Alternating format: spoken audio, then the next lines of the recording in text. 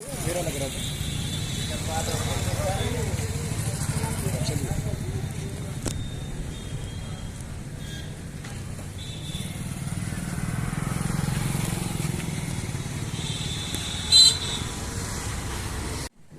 प्रजापिता ब्रह्मा कुमारी ईश्वरी विश्वविद्यालय एक आध्यात्मिक संस्थान है जो पूरे विश्व में 8000 सेवा केंद्र के माध्यम से कार्य कर रही है, जिसका हेड ऑफिस माउंट आबू है। इस संस्था का मुख्य उद्देश्य है आज संसार में जो नैतिकता का पतन हो रहा है, मूल्यों का ह्रास हो रहा है, आज मानव तनाव, डिप्रेशन और दुख के शिकार होते जा रहे हैं, उन आत्माओं को स्व परिवर्तन द्वारा, ज्ञान के द्वारा कैसे परिवर्तन किया जाए। क्योंकि जब व्यक्ति स्वयं को जान जाता है, उस परम पिता परमात्मा को जान जाता है, तो स्व की पहचान होने से जब वो आत्मचिंतन करता है तो उनके आंतरिक गुणों का विकास होता है। और आंतरिक गुणों का जब विकास होता है तो मनुष्य अपनी कमियों को बहुत अच्छी तरह से देख पाता है, क्योंकि ज्ञान एक दर्पण है। और उनके द्वारा जब वो स्व की कमियों को देखकर चेंज करता है तो धीरे धीरे स्व परिवर्तन से परिवार का परिवर्तन, परिवार के परिवर्तन से समाज का परिवर्तन और समाज के परिवर्तन से धीरे धीरे विश्व का परिवर्तन होने लगता है। प्रैक्टिकल उदाहरण है कि ब्रह्मा कुमारी संस्थान में बहुत सारे ऐसे डिप्रेशन से पीड़ित लोग यहाँ पर आते हैं, लेकिन जब हम उनको राजयोग का ज्ञान सुनाते हैं, आध्यात्मिक ज्ञान सुनाते हैं, तो वो स्व का चिंतन करते हैं, आत्मा के अंदर वो आंतरिक शक्ति जागृत होती है और धीरे धीरे वो डिप्रेशन और तनाव से मुक्त हो जाते हैं। और वो केवल अपना ही जीवन सुखी नहीं बनाता, लेकिन धीरे धीरे उनका संपूर्ण परिवार सुखमय और आनंदमय होता जाता है। पूरे सरगुजा संभाग में करीब 15 सेवा केंद्रों के माध्यम से ब्रह्मा कुमारी संस्थान कार्य कर रही है, जो हर ब्लॉक और हर जगह पर है। साथ साथ हर ब्लॉक से संबंधित छोटे छोटे गांव में भी ये कार्य कर रही है। छोटे छोटे गांव में हमारी बहनें जाकर गांव के साधारण सिंपल लोगों को बहुत साधारण शब्दों में वो ज्ञान का प्रकाश देती है, ज्ञान देती है, और वो सहज अपने आप को परिवर्तन करने के लिए सक्षम हो जाते हैं। कई ऐसे भाई बहन हैं जो नशा से पीड़ित थे, आज उनका पूरा परिवार सुखमय और आनंदमय बन गया है। उनका खान पान शुद्ध हो जाता है, उनके जीवन में पवित्रता आ जाती है। और कहा जाता है पवित्रता ही सुख शांति की जननी है, क्योंकि जहाँ जीवन में मन वचन कर्म से पवित्रता आती है तो उनके जीवन में सुख शांति आती है, और वो सुख शांति का वाइब्रेशन पूरे परिवार में फैलने लगता है। तो राजयोग मानव जीवन में उनकी दिव्यता को जगाकर सुख शांति आनंद प्रेम खुद के जीवन के साथ साथ सर्व के जीवन में लाना, यही इस संस्था का मुख्य उद्देश्य है। यहाँ ब्रह्मा कुमारी संस्था अंबिकापुर में भी हमारा एक बहुत सुंदर म्यूजियम बना हुआ है। 400 कलात्मक मूर्तियों के माध्यम से आध्यात्मिक ज्ञान को स्पष्ट किया जाता है। उसमें 8 पैनल्स बने हुए हैं, जिस पैनल के माध्यम से पूरे आध्यात्मिक ज्ञान को, हम मूल्यों को कैसे जागृत करें, स्व की पहचान, ये सारी बातें, वर्तमान समय क्या चल रहा है, ये सारी बातें उस आध्यात्मिक म्यूजियम के द्वारा बताया गया है। ये आध्यात्मिक म्यूजियम उड़ीसा के कलाकारों द्वारा 6 महीने में तैयार किया हुआ है, जो अनेक आत्माओं को ज्ञान का प्रकाश देकर जीवन परिवर्तन का कार्य कर रहा है। साथ साथ राजयोग के माध्यम से हम नशा मुक्त कैसे बने। आज सबसे बड़ी विश्व में जो समस्या है वो नशा की है, तो हम अपने को उन नशा से मुक्त कैसे करें। क्योंकि जब व्यक्ति को एक ईश्वरीय नशा चढ़ जाता है, परमात्मा नशा चढ़ जाता है, आध्यात्मिक ज्ञान का नशा चढ़ जाता है, तो जो निगेटिव नशा है उससे वो स्वतः अपने आप मुक्त हो जाता है। और कई ऐसे उदाहरण इस ब्रह्मा कुमारी संस्था में है, जो नशा छोड़कर अपने जीवन को सुखमय और आनंदमय बना रहे हैं। ओम शांति। शरीर का नाम बीके प्रतिमा बहन है। मैं प्रजापिता ब्रह्मा कुमारी ईश्वरीय विश्वविद्यालय में पिछले 12 वर्षों से जुड़ी हुई हूँ और राजयोग का प्रतिदिन अभ्यास करती हूँ। शुरू में हमको 7 डे का कोर्स कराया गया और उसके बाद कैसे हमको मेडिटेशन करना है, कैसे सोचना है, कैसे अपने दैनिक दिनचर्या में हर चीज़ों का तालमेल करना है, ये बताया गया। पहले तो ऐसा व्यवहार था कि छोटी छोटी बातों में टेंशन आ जाता था, चिड़चिड़ा हो जाता था, लेकिन जब धीरे धीरे अभ्यास करने लगे तो कैसे अपने विचारों को हमको मैनेज करना है, कैसे हमको सकारात्मकता की ओर ले जाना है और कैसे हम इसका यूज़ अपने हर फील्ड में कर सकते हैं। जैसे मैं एक टीचर हूँ तो मैं इसका यूज़ अपने उस फील्ड में भी करती हूँ, अपने बच्चों को भी मेडिटेशन करवाती हूँ, सिखाती हूँ। तो मैंने देखा है कि बच्चे भी शांत रहते हैं और वो बहुत ज़्यादा परेशान नहीं करते हैं और उनके जीवन में भी धीरे धीरे नैतिक वैल्यू आते जा रहे हैं। इसके अलावा राजयोग का अभ्यास जैसा हम सुनते हैं कि बीमारी में भी कर सकते हैं, तो मुझे भी शरीर की कुछ ऐसी ही प्रॉब्लम है, ऐसी बीमारी है जिससे डॉक्टर भी शुरू में बहुत ही आश्चर्यचकित हो गए थे कि ऐसी प्रॉब्लम आपको है आर्टरीज की, नसों की, तो आप खड़ी कैसे हैं। पर मेरा तो अनुभव यही है कि परमात्मा अभ्यास, राजयोग के अभ्यास, परमात्मा याद से और हम जो सोचते हैं उससे मेरा शरीर बहुत अच्छे से चलता है और इसके पीछे मुझे ज़्यादा मेहनत नहीं करना पड़ता है। तो बस मेरा अनुभव यही है कि जब हम राजयोग का प्रतिदिन अभ्यास करते हैं तो हमारे शरीर में भी बेनिफिट होता है, हमारे संबंधों में भी मधुरता आती है और हमारा स्वयं का भी जो व्यवहार है वो नैतिकता से भर जाता है। इसीलिए मेरे शरीर का नाम हरि मोहन है। मैं लगभग 9 साल से ब्रह्मा कुमारी ईश्वरी विश्वविद्यालय से जुड़ा हुआ हूँ और जब से मैं राजयोग मेडिटेशन सीखना प्रारंभ किया, 7 दिन का कोर्स किया, तो मेरे को बहुत अच्छा लगता है। पहले मैं क्रोध करता था, लोगों को डांटता था, बोलता था, अनाप शनाप खर्च करता था, लेकिन जब से हम ब्रह्मा कुमारी से जुड़े तब से हमारा अनाप शनाप खर्च समाप्त हो गया। मैं किसी को भी डांटता बोलता भी नहीं हूँ, हर कार्य बहुत अच्छे ढंग से करता हूँ। घर में भी लोग बहुत अच्छे तरीके से रहते हैं, कोई नशा पानी भी जो करते थे वो सब छोड़ दिए हैं और बहुत अच्छे तरीका से अपना जीवन यापन करता हूँ। जो भी कार्य होता है तो एक परमपिता परमात्मा ईश्वरी विश्वविद्यालय के याद से हमारा हर कार्य पूरा हो जाता है। हर समय परमात्मा जैसे लगता है कि एक साथी बन के खड़े रहते हैं।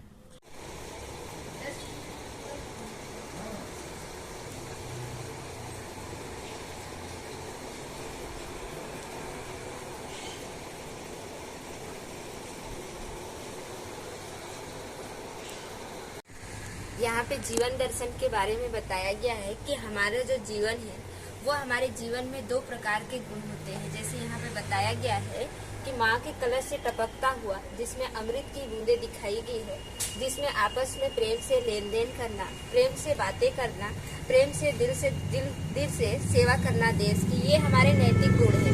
फिर इधर दिखाया गया है अनैतिक गुण, जिसमें दिखाया गया है कि राक्षस के नाखून से टपकता हुआ खून की बूंदें, जिसमें आज हम देखते हैं हर चीज में मिलावटें हो रही है, हत्याएं हो रही है, पैकेट चोरी हो रही है और स्त्रियों का चीरहरण हो रहा है। तो ये है अनैतिक गुण। तो आज मनुष्य आत्माओं के अंदर में ये 2 गुण बताए गए हैं।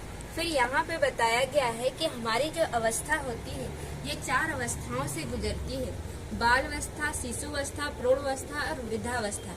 वृद्धावस्था होने के पश्चात आखिर वह कौन सी शक्ति होती है जिसे हम हर चीजों का अनुभव करते हैं।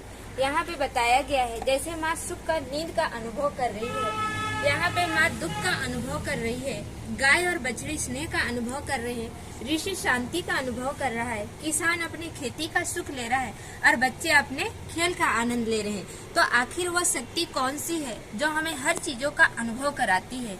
उस अनुभव कराने वाली शक्ति के बारे में हम आगे वाले पैनल पे जानते हैं। यहाँ पे आत्मदर्शन के बारे में बताया गया है। आत्मदर्शन अर्थात स्वयं के बारे में।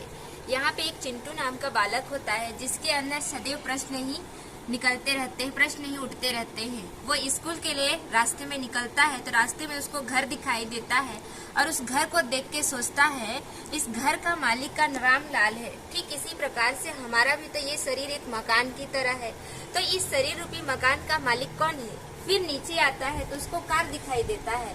उस कार को देख के वो सोचता है जैसे इस कार को चलाने वाला ड्राइवर है तब उसकी वैल्यू है। इसी प्रकार से हमारा जो ये शरीर रूपी कार है, इस कार को चलाने वाला ड्राइवर भी तो कोई होगा। तो फिर और भी नीचे आता है तो उसको हॉस्पिटल दिखाई देता है, जहाँ उसको कहते हुए सुनाई देता है कि कोई कहता है मेरा हाथ दर्द दे रहा है, कोई पैर दर्द दे रहा है, कोई सिर दर्द दे रहा है। वो सोचता है फिर मैं करने वाला कौन है। कभी भी वो नहीं कहता है, हम ये नहीं कहते हैं कि मैं हाथ दर्द दे रहा हूँ, मैं पैर दर्द दे रहा हूँ, मैं सिर दर्द दे रहा हूँ। अर्थात लोग यही कहते हैं कि मेरा हाथ दर्द दे रहा है, मेरा पैर दर्द दे रहा है, मेरा सिर दर्द दे रहा है। आखिर वो सोचता है कि मेरा कहने वाला कौन है। फिर आगे जाता है तो उसके साइंस के टीचर होते हैं, स्कूल में बताते हैं, वो कहते हैं कि मस्तिष्क हमारा कंट्रोल रूम होता है। आखिर वो शक्ति कौन सी है जो हमारे मस्तिष्क में होता है और मस्तिष्क के द्वारा हमारा पूरा शरीर को कंट्रोल करता है। फिर नीचे आता है, वो देखता है अर्थी अर्थात जिसका कोई भी अर्थ ना हो, जिसका कोई चलाने वाला ना हो। तो इस तरह से इन सारे बातों से वो प्रश्नों से उलझ जाता है और उलझ करके वो दुखी अशांत होकर के बैठ जाता है।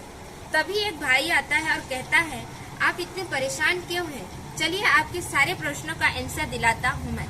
तो वो भाई ले करके उसको ब्रह्मा कुमारी आश्रम पे लेके जाते हैं, जहाँ दीदी उसको बताती है कि आत्मा एक छोटा सा चमकता हुआ चैतन्य बिंदु है। आत्मा जब शरीर में प्रवेश करता है तो वो जीव आत्मा कहलाता है, लेकिन जैसे ही शरीर से आत्मा निकल जाता है तो वो हड्डी मांस का पुतला बन जाता है। आत्मा के अंदर में 3 शक्तियाँ होती है, मन, बुद्धि और संस्कार। मन के द्वारा हम सोचते हैं, बुद्धि के द्वारा हम निर्णय लेते हैं और संस्कार, मन और बुद्धि जब दोनों कार्य करते हैं तो वही संस्कार बन जाते हैं, जिसको हम लोग आदत कहते हैं। आत्मा हमारे इस शरीर में दोनों आँखों के बीच में जहाँ तिलक लगाते हैं, जिसको हम त्रिकुटी कहते हैं, यहाँ आत्मा का निवास स्थान होता है। जैसे यहाँ पे दिखाया गया है चिता जलता हुआ।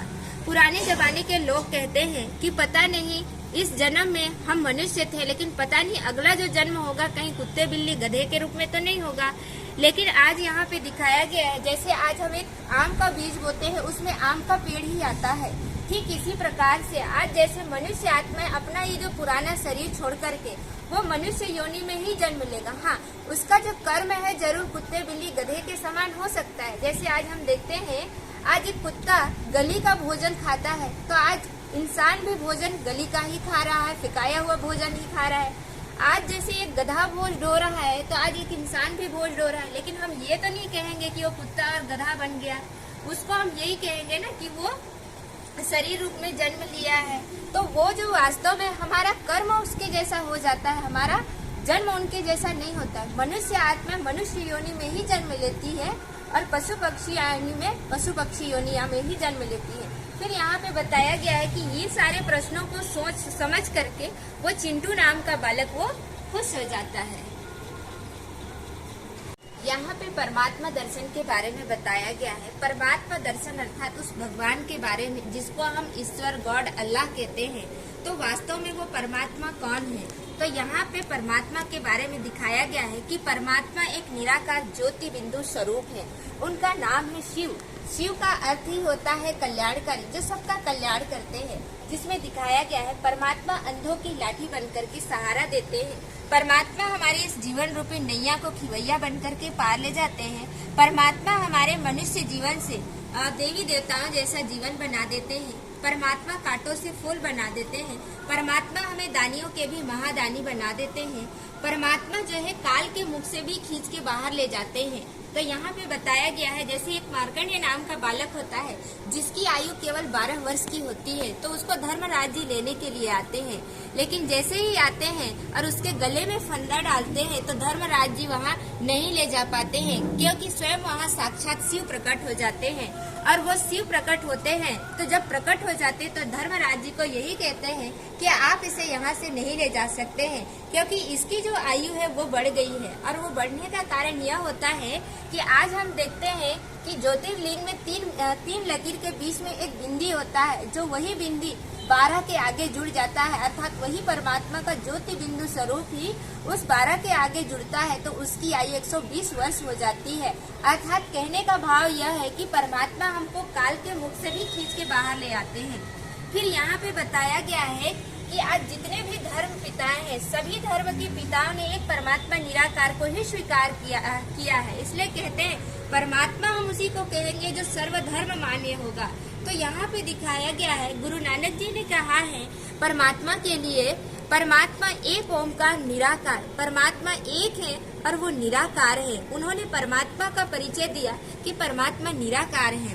फिर यहाँ पे बताया गया है कि गौतम बुद्ध जी ने भी उस परमात्मा का साक्षात्कार प्रकाश स्वरूप में किया है। यहाँ पे बताया गया है क्रिश्चियन धर्म में भी क्राइस्ट ने उस परमात्मा का परिचय दिया है कि God is light, God is one, अर्थात परमात्मा एक है और वही लाइट है, वही प्रकाश है। आज हम देखते हैं हिंदू धर्म में भी उस परमात्मा की पूजा ज्योतिर्लिंग के रूप में किया जाता है। ज्योति का अर्थ होता है, ज्योति का मतलब होता है परमात्मा और लिंग का अर्थ होता है उसकी प्रतिमा।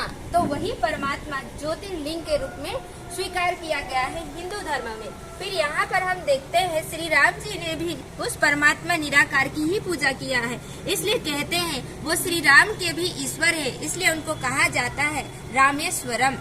फिर यहाँ पे बताया गया है कि मक्का मदीना में भी उस परमात्मा का स्वरूप निराकार ज्योति बिंदु के रूप में ही किया गया है। उन्होंने भी उस परमात्मा को एक निराकार, एक छोटा सा जिसको हम काबा नाम का पत्थर कहते हैं, उस काबा नाम के पत्थर से उन लोगों ने उस परमात्मा स्वीकार किया है, जिन्होंने कहा है संग ए अस्वद नूर ए इलाही। नूर का मतलब होता है प्रकाश, इलाही माना जिसको हम लोग भगवान कहते हैं, गॉड कहते हैं, ईश्वर कहते हैं, अल्लाह कहते हैं। तो वही परमात्मा निराकार ज्योति बिंदु स्वरूप है। तो इस तरह से सभी धर्म के पिताओं ने उस परमात्मा निराकार ज्योति बिंदु स्वरूप को ही स्वीकार किया है। यहाँ पे समय दर्शन के बारे में बताया गया है। कहा जाता है जितना हम समय को महत्व देंगे, समय भी हमको उतना ही साथ देता है। यहाँ पे जैसे बताया गया है कि एक किसान होता है, अगर सही समय पर किसान बीज बोता है तो फसल भी उसको सही प्राप्त होता है। फिर इसी प्रकार से यहाँ पे बताया गया है कि जैसे एक यात्री होता है, अगर यात्री सही समय पर स्टेशन पहुँच जाता है तो गाड़ी उसको मिल जाता है, लेकिन समय बीतने के बाद अगर स्टेशन पहुँचता है तो गाड़ी छूट जाता है। क्योंकि यहाँ पे बताया गया है जैसे समय जो होता है, कहा जाता है कि कमान से निकला हुआ तीर और मुख से निकला हुआ जवान वो कभी भी वापस लौट के नहीं आता है। इसी प्रकार से जो हमारे हाथ से समय चला जाता है वो कभी भी वापस लौट के नहीं आता है। यहाँ पे जैसे एक नेता होता है, अगर नेता सही समय पर कार्य करता है तो लोग उसे सम्मान देते हैं, इज्जत देते हैं, प्यार देते हैं। लेकिन वही नेता अगर सही समय पर कार्य नहीं करता है तो लोग उसे डंडा पत्थर से मारते हैं, क्योंकि इसने समय का महत्व नहीं दिया। ठीक इसी प्रकार से जैसे एक बच्चा होता है, बच्चा अगर समय का सही उपयोग करता है तो एक दिन बहुत बड़ा व्यक्ति बन जाता है। लेकिन जो बच्चा समय का दुरुपयोग करता है वो एक दिन बैठ करके पश्चाताप की अग्नि में रोता है। फिर यहाँ पे बताया गया है कि ये संसार भी एक समय की तरह घूम रहा है, जिसको हम चक्र कहते हैं। तो ये जो सृष्टि है, ये सृष्टि चक्र घूम रहा है, जिसके अंदर 4 युग होता है, जिसमें बताया गया है इस पूरे सृष्टि की आयु 5000 वर्ष की होती है, जिसमें सर्वप्रथम होता है सतयुग, त्रेता, द्वापर और कलयुग। ये चारों युगों का जो प्रत्येक युग होता है उसकी आयु होती है 1250 वर्ष का। 1250 सतयुग का, 1250 त्रेता युग, 1250 द्वापर और 1250 कलयुग। और ये चारों युगों में हम आत्मा चक्र लगाते हैं। लेकिन जब हम सतयुग और त्रेता में होते हैं तो हमारा जो जीवन होता है वो बहुत सुख शांति से संपन्न होता है। लेकिन जैसे ही हम द्वापर युग में आते हैं और कलयुग में प्रवेश करते हैं तो हम आत्माओं के अंदर दुख, अशांति और परेशानी आना स्टार्ट हो जाता है। तो कलयुग में हम आत्मा जब बहुत ज्यादा दुखी, अशांत और परेशान हो जाते हैं, तभी परमात्मा ने गीता में वादा किया है कि जब जब धर्म की अति ग्लानि होगी, अर्थात परमात्मा ने कहा है कि यदा यदा ही धर्मस्य ग्लानिर्भवति भारत अभ्युत्थानम धर्मस्य तदात्मानं सृजाम्यहम्। अर्थात जब जब धर्म की अति ग्लानि होगी तब तब मैं इस सृष्टि पर अवतरित होऊंगा। तो परमात्मा इसी कलयुग का अंतिम और सतयुग का आदि, जिसके बीच का युग होता है संगम युग, तो इसी संगम युग में स्वयं परमात्मा इस धरा पर आकर के हमको मनुष्य से देवताओं जैसे बनने का वो श्रेष्ठ कर्म करना सिखलाते हैं। तो परमात्मा इसी संगम युग में इस धरा पर अवतरित होते हैं। और कहा जाता है कि लोग कहते हैं कि ये जो कलयुग है, इस कलयुग का हमको कैसे पता चलेगा कि अंतिम स्टेज क्या होगा, अंतिम समय की निशानियां क्या होगी। तो यहाँ पे शास्त्रों के अंदर में दिखाया गया है, जिसमें 5 निशानी दिखाई गई है। जिसमें सबसे पहला दिखाया गया है ब्राह्मणों का मांस मदिरा सेवन करना। आज हम देखते हैं ब्राह्मण मांस मदिरा का सेवन कर रहे हैं। दूसरा, कन्या अपने मुख से वर मांगेगी। तीसरा, अनाजों का पुड़ियों में बिकना। चौथा, गाय अपना विष्ठा खाना स्वीकार करेगी। पांचवा यहाँ पे दिखाया गया है ब्यूटी पार्लर में जाना, अर्थात केश श्रृंगार में दिखाई देना। अर्थात ये पांचों लक्षण आज हम देख रहे हैं इस संसार में। अर्थात ये जो पांचों लक्षण दिखाई दे रहे हैं, इसका मतलब अब जो समय चल रहा है वो कलयुग का अंतिम समय चल रहा है। अब इस कलयुग के अंतिम के पश्चात हमारी जो दुनिया आने वाली है, जो कि हमारी दुनिया एक बहुत सुंदर आने वाली है, जो कि सतयुगी राम राज्य कहा जाता है, जहाँ घर घर में हर आत्मा प्रेम से होते हैं, जहाँ शेर और गाय भी एक घाट में पानी पीते हैं। वो ऐसी संसार अब दुनिया में आने वाला है। यहाँ पे दिखाया गया है कर्म दर्शन के बारे में। जैसे कहा जाता है जैसा कर्म करेंगे फल भी हमको वैसा ही मिलेगा।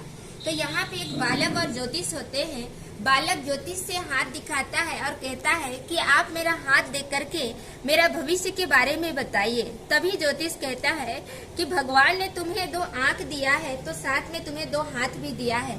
तुम अपने कर्मों के अनुसार से तुम अपना भाग्य बना सकते हो। यहाँ पे अकबर और बीरबल नाम के राजा यहाँ पे सैर करने के लिए निकलते हैं। तो अकबर जो है बीरबल से ये प्रश्न पूछते हैं कि आप मुझे ये बताइए कि 3 जन्म का अमीर और 3 जन्म का गरीब कौन होगा।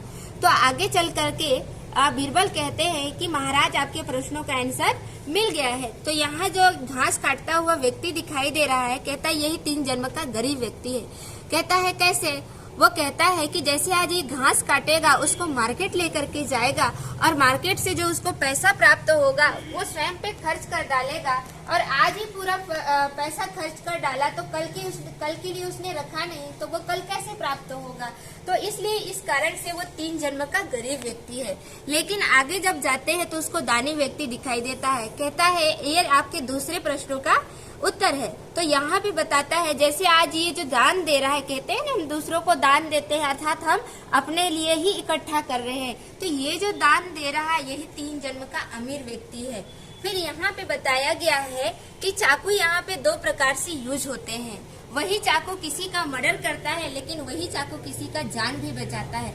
लेकिन जिस चाकू से मर्डर करते हैं उसको जेल में ले जा करके सजा दिया जाता है, लेकिन जिस चाकू से मदद करते हैं अर्थात किसी की जान बचाई जाती है, लोग उसे सम्मान, इज्जत और प्यार देते हैं क्योंकि उसने किसी की जान को बचाई है। फिर यहाँ पे बताया गया है कि जैसे आज हम स्कूलों में पढ़ते हैं तो हमारे स्कूल में पढ़ने का कोई एक लक्ष्य होता है। जैसे कोई इंजीनियर बनने का, कोई डॉक्टर बनने का, कोई कलेक्टर बनने का, कोई और कुछ बनने का।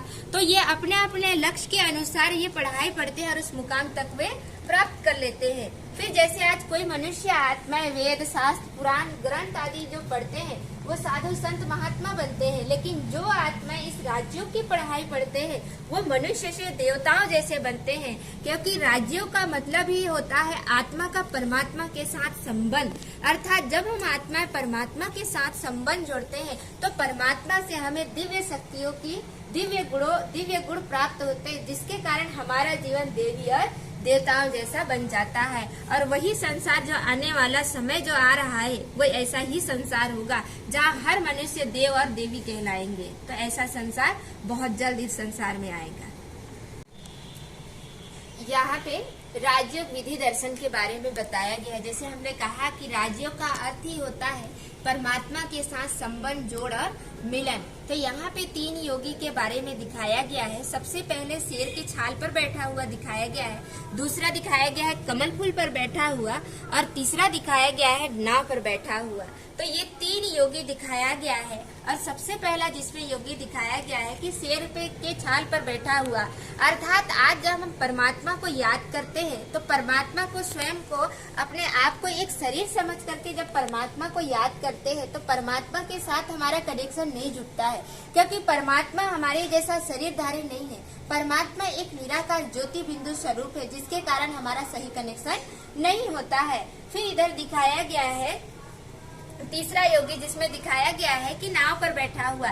जैसे एक नाव अगर छोटा सा भी छेद हो जाता है तो नाव में पानी भर करके वो डूब जाता है। ऐसे ही हमारा भी ये जीवन एक नाव की तरह है। ये पूरा संसार बहुत सागर है जिसमें हमारा जीवन एक नाव की तरह बना हुआ है। अगर इस नाव में भी अगर छोटा सा छेद हो जाता है, वो छेद क्या होता है? व्यर्थ संकल्प, व्यर्थ देखना, व्यर्थ सुनना, व्यर्थ कर्म करना, ये हमारे जीवन का छेद है। जब हम ये सारे कर्म करते हैं तो हमारा जीवन व्यर्थ चला जाता है, क्योंकि आज मनुष्य आत्मा जितना व्यर्थ चीजों में जाते हैं उतना ही जीवन व्यर्थ बनते जाता है, जिसके कारण व्यर्थ होता है और व्यर्थ बुद्धि में चलते रहता है तो ऑटोमेटिक हम परमात्मा से दूर हो जाते हैं। क्योंकि परमात्मा से जब हम कनेक्शन जोड़ना चाहते हैं तो हमारी बुद्धि में वो व्यर्थ चीजें चलती है, जिसके कारण हम परमात्मा से कनेक्ट नहीं हो पाते हैं। और तीसरा जो योगी दिखाया गया है, दूसरा योगी दिखाया गया है जिसपे कमल फूल पर बैठा हुआ दिखाया गया है। कहा जाता है कमल फूल कीचड़ में होता है, लेकिन कीचड़ में होते हुए भी सबसे न्यारा और प्यारा होता है। तो वास्तव में हमारा भी ये जो जीवन है एक कमल फूल की तरह है।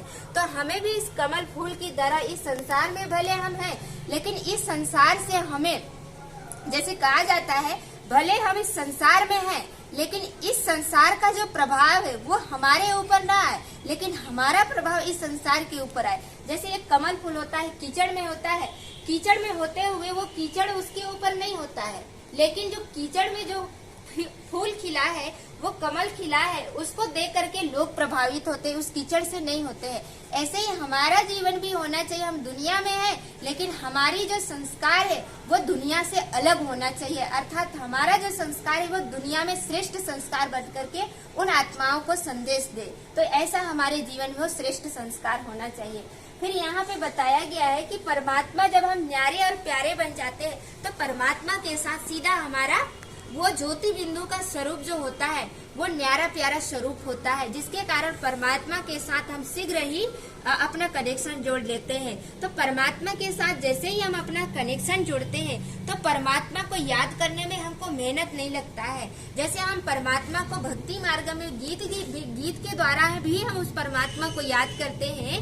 कहा जाता है कि परमात्मा को हम सर्व संबंध से याद कर सकते हैं।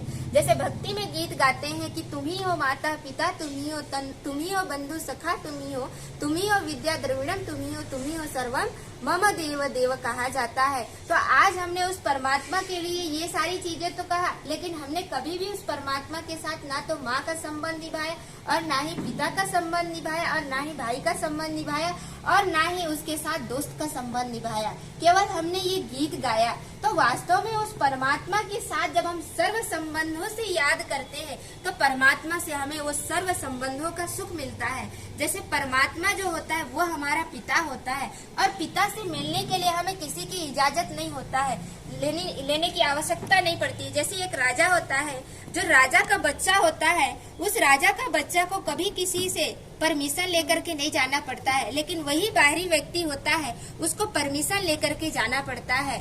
तो वो जो राजा का बच्चा है वो कहता है भले ही वो संसार के लिए राजा है, लेकिन वो तो मेरे लिए पिता है, वो तो मेरा पिता है कहता है। तो ऐसे ही जो परमात्मा है वो हमारा पिता है। तो परमात्मा को याद करने के लिए हमें किसी की जरूरत नहीं है। हम परमात्मा के साथ सीधा हम अपना कनेक्ट होकर के परमात्मा से जो चाहिए वो हम प्राप्त कर सकते हैं। तो इस तरह से यहाँ राज्यों के द्वारा इन सारी चीजों की विधि बताई जाती है। राजयोग सिद्धि दर्शन के बारे में बताया गया है कि जब हम राज्यों का अभ्यास करते हैं, राज्योग अर्थात मेडिटेशन, जब हम मेडिटेशन करते हैं तो मेडिटेशन से हमें किन किन चीजों की प्राप्ति होती है। तो सबसे पहले जब हम मेडिटेशन का अभ्यास करते हैं तो हमारी जो कर्मेंद्रियां है, जो हमारा मन बुद्धि है, जो कि हमारे वश में नहीं होता है, आज हम मन के अकॉर्डिंग चलते हैं, जो मन कहता है वही हम करते हैं, अर्थात मन हमारे अनुसार नहीं लेकिन हम मन के अनुसार चलते हैं। तो जब हम राज्यों का अभ्यास करते हैं तो राज्यों के द्वारा हम अपने मन और बुद्धि पर कंट्रोल कर सकते हैं, अर्थात हम उसको जैसा चाहते हैं हम उस अनुसार से उसको चला सकते हैं। फिर यहाँ पे बताया गया है कि राज्यों के द्वारा अष्ट शक्तियों की प्राप्ति होती है, जिसमें से सहन करने की शक्ति, समाने की शक्ति, परखने की शक्ति, निर्णय करने की शक्ति, विस्तार को संकीर्ण करने की शक्ति, समेटने की शक्ति, सामना करने की शक्ति और सहयोग करने की शक्ति। ये 8 शक्तियाँ हमें प्राप्त होती है जो कि मेडिटेशन के द्वारा होता है। फिर यहाँ पे बताया गया है कि मेडिटेशन के द्वारा यहाँ पे बताया गया है हमारे कार्यों में बहुत अच्छे वृद्धि हो जाते हैं, हमारे स्वास्थ्य में बहुत अच्छा सुधार होता है, हमारे व्यापार बहुत अच्छे चलने लग जाते हैं। साथ साथ आज हम जो कहते हैं कि हिंदू, मुस्लिम, सिख, ईसाई आपस में सब भाई भाई, लेकिन आज हम देखें तो वास्तव में कोई भी भाई भाई के रूप में स्वीकार नहीं कर रहा है। तो ये जो धर्म बनाया गया है, ये धर्म लोगों के द्वारा बनाया गया है। परमात्मा ने कभी नहीं कहा है कि तुम हिंदू हो, तुम मुसलमान हो, तुम सिख हो, तुम ईसाई हो। सब परमात्मा के लिए सबने यही कहा है कि परमात्मा एक है और वही निराकार है। तो परमात्मा एक है, वो हमारा पिता है। जब वो परमात्मा पिता एक है तो हम सब उसकी संतान है। तो हम सब उसकी संतान है तो आपस में भाई भाई ही हो सकते हैं। और जब हम भाई भाई की ये दृष्टि रखते हैं तो कभी भी एक धर्म दूसरे धर्मों के साथ लड़ाई झगड़ा नहीं कर सकता है, क्योंकि वो भाई का संबंध बन जाता है। इस कारण से कभी भी एक धर्म दूसरे धर्मों के बीच में मतभेदता नहीं आती है। यहाँ पे बताया गया है कि राज्यों के द्वारा, नारी शक्तियों के द्वारा इस पूरे विश्व का कल्याण होना है, क्योंकि नारी शक्ति इस पूरे संसार को परिवर्तन करके एक बहुत सुंदर दुनिया लाने वाले हैं, जिसको हम लोग स्वर्ग कहते हैं, जहाँ हर आत्मा देवी और देवताओं की तरह होगा। तो वो जो संसार है, वो संसार बहुत जल्द आने वाला है, जिसके बारे में आगे बताएंगे। दर्शन के बारे में बताया गया है स्वर्ग अर्थात सतयुग, जहाँ हर आत्मा देवी और देवताओं के रूप में होता है। कहा जाता है कि आज वो जो संसार होता है बहुत प्रेम की संसार होता है, बहुत सुख का संसार हो जाता है, जिसके गायन में कहा जाता है कि सर्वगुण संपन्न, 16 कला संपूर्ण, संपूर्ण निर्विकारी, अहिंसा परमो धर्म, मर्यादा पुरुषोत्तम कहा जाता है। तो वो जो संसार है वो देवी देवताओं का संसार है, क्योंकि वहाँ हर आत्माएं, हर मनुष्य देव और देवी कहलाता है, क्योंकि उनके कर्म श्रेष्ठ होने के कारण वो देवी और देवता कहलाते हैं। और वो संसार इतना प्यार का संसार होता है जहाँ शेर और गाय भी एक घाट में पानी पीते हैं। तो हमारा कर्म इतने श्रेष्ठ होने के कारण हम देवी और देवताएं कहलाते हैं। इसलिए कहा जाता है कि नर ऐसी करनी करे जो नारायण बने और नारी ऐसी करनी करे जो श्री लक्ष्मी बने। तो हमें भी अपने जीवन में वो श्रेष्ठ कर्म करके स्वयं को देवी और देवताओं की तरह बनाना है, जो कि हमें सतयुग में लक्ष्मी और नारायण की तरह, जो कि लक्ष्मी नारायण ये पूरे विश्व का एक कहना चाहिए कि एक पूरे विश्व का राजा और रानी है। इसलिए कहते हैं विश्व महाराजन श्री लक्ष्मी और विश्व महाराजन श्री नारायण और विश्व महारानी श्री लक्ष्मी कहा जाता है। तो यही संसार जो है, इसी भारत का उत्थान करने वाले यही लक्ष्मी और नारायण है। तो ये संसार जो होता है बहुत सुख का संसार होता है, जिसे हम स्वर्ग कहते हैं।